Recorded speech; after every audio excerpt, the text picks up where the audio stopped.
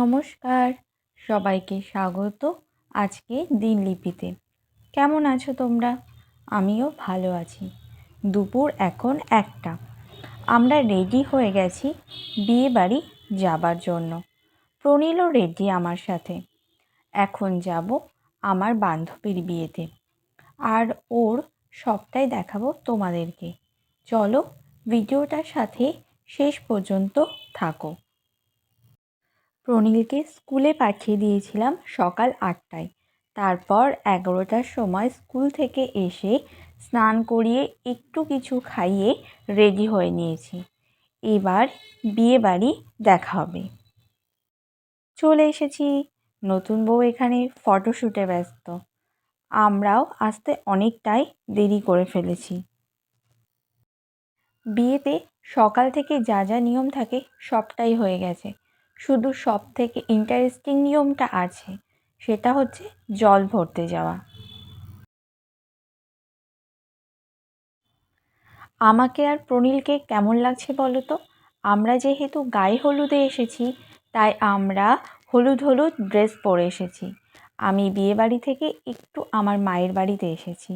মাকে নিয়ে একবারে লজে যাব।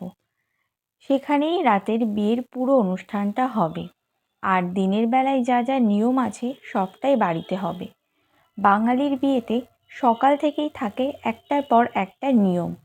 এই ভোরবেলায় যেতে হয় গঙ্গা নিমন্ত্রণ করতে, তারপর অধিবাস, তারপর থাকে বৃদ্ধি, শাখাপলা পরানো, মেয়ের আশীর্বাদ, আর সবার শেষে থাকে নাচতে নাচতে জল ভরতে যাওয়া আর গায়ে হলুদ। এত নিয়মের মধ্যে আর একটা ডিজিটাল নিয়ম হলো ফটোশ্যুট। সে যেন এখন সবথেকে বড় নিয়ম। এক এক লুকে ফটোশ্যুট করে রাস্তায় নয় মাঠে ঘাটে গিয়ে, আর তারপর মেকআপ। বিয়ের কনের সাজতে কম করে 5 থেকে 6 ঘন্টা তো কেটেই যায়। আর যদি লগ্ন সন্ধ্যাবেলায় হয় তাহলে তো হয়েই গেল। কিন্তু আমার বান্ধবীর বিয়ের লগ্ন পড়েছিল রাত 11টার পর, তাই ও অনেকটাই সময় পেয়েছে।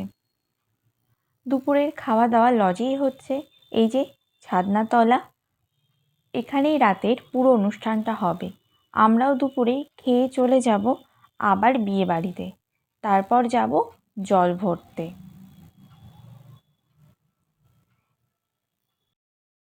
এই লজে হয়েছিল আমার ছেলের 1 বছরের জন্মদিনের অনুষ্ঠান, আর এখানেই আজ আমার বান্ধবীর বিয়ে হচ্ছে। পুরোটাই খুব আনন্দের। নতুন বউ গায়ে হলুদের ফটোশ্যুট সেরে এখানেই দাঁড়িয়ে আছে। যা মিষ্টি লাগছে ওকে, খুব সুন্দর লাগছে। এখন সবাই মিলে জল ভরতে যাওয়া। বিকেল এখন 4টে। অনেকটাই দেরি হয়ে গেছে।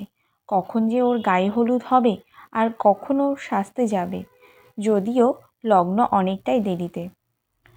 তার জন্য সবাই দেরি করেই জল ভরতে যাওয়ার সিদ্ধান্তটা নেওয়া হয়েছিল। চলো যাওয়া যাক জল ভরতে। পুকুরটা বাড়ির থেকে অনেকটা কাছে, তাই বেশি দেরি হবে না, তাড়াতাড়ি ফেরা যাবে। ক্যামেরাম্যানও রেডি হয়ে গেছে। ওদিকে ব্যান্ড পার্টিরাও বাজানো শুরু করে দিয়েছে।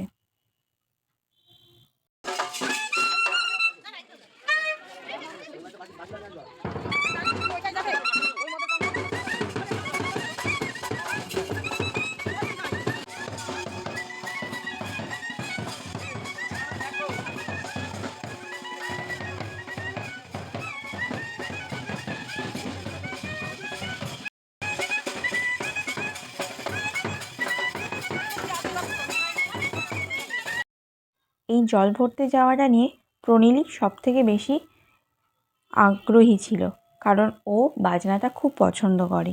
ওর জন্যই আরও এই জল ভরতে যাওয়ার নিয়মে আমার থাকা। পুকুরে চলে এসেছি। এখানে যা যা নিয়ম আছে সেরে জল নিয়ে এবার ফিরতে হবে। সবাই এখানে খুবই নাচানাচি করছে। চলো এবার দেখা যাক জল ভরার নিয়মগুলো কী কী রয়েছে।